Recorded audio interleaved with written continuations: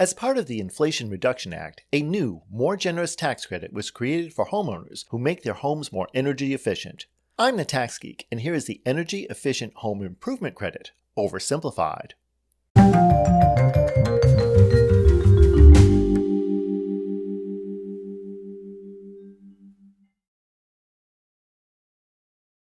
The Inflation Reduction Act introduced or extended two different types of residential energy credit.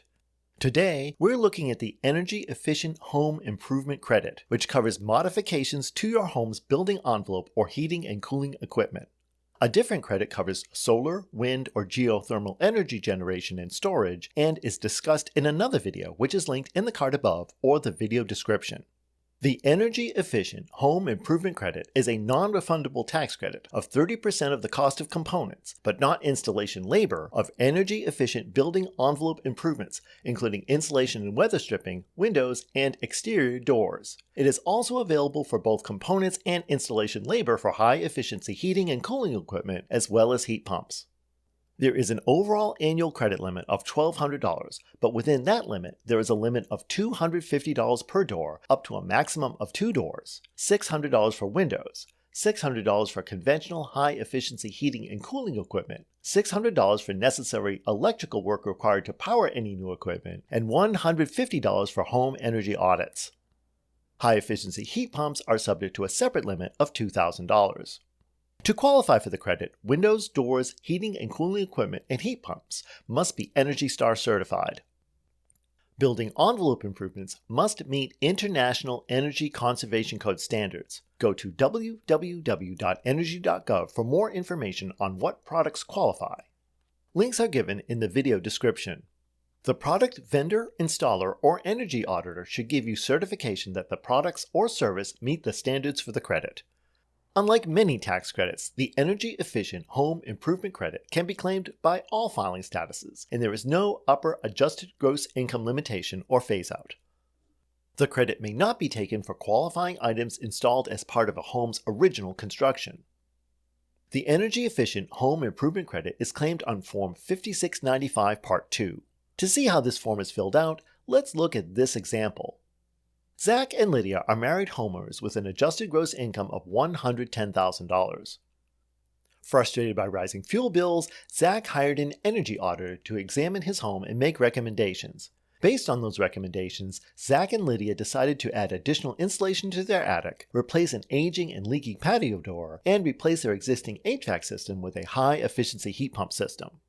Overall, they spent $11,653 on these improvements, including material costs of $1,638 for the additional insulation and $1,815 for the new patio door. The heat pump cost a total of $7,761 installed, and the energy audit cost $439. The first 3 questions on line 17 must be answered yes to claim the credit. Zack and Lydia certified that the improvements were for their main home. All materials and equipment were new, and the components were reasonably expected to last at least 5 years. On line 17D, they entered the address of their home, and next they certified that the improvements were not related to the construction of the home. On line 18, they entered the cost of the installation and multiplied the cost by 0.3 to arrive at a tentative credit of $491. Since this amount does not exceed the $1,200 maximum credit allowed, $491 is entered on line 18B. The cost of the most expensive door they purchased is entered on line 19A.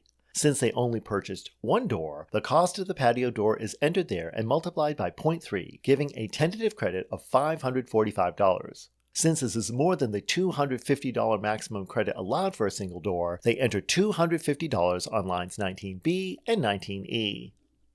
They did not purchase any windows, so they go straight to Section B, where again they answer questions 21A and 21B yes, and again enter their address on line 21C. They did not purchase a furnace or water heating equipment, so they can skip directly to line 26, where they certify they had an energy audit performed, and enter how much the audit cost on line 26B, and again multiply that amount by 0.3 to arrive at $132. This is less than the maximum $150 allowed, so $132 is entered on line 26C. At this point, Zack and Lydia add all the credits they've calculated so far. These sum to $873, which is under the total $1,200 credit maximum for all improvements except for their heat pump, and is entered on line 28.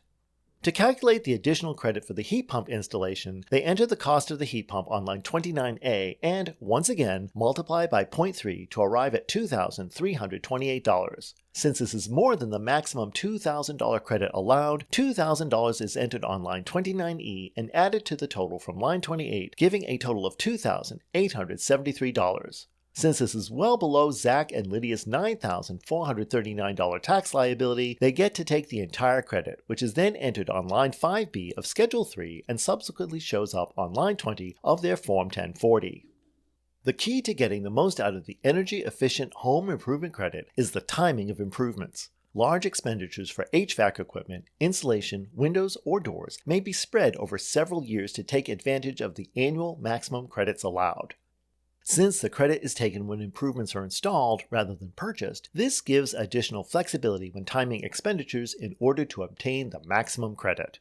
As usual, there is much more detail to this credit than can be explained in a short video. Additional information and resources are linked in the video description. Please like the video if you found it informative and share it with anyone else who could find it useful. Subscribe to the channel to see the next video in the series, where Zack and Lydia decide to install solar panels on their home to take advantage of the residential clean energy credit. Thanks for watching, and I'll be back soon with more of Your Taxes Oversimplified.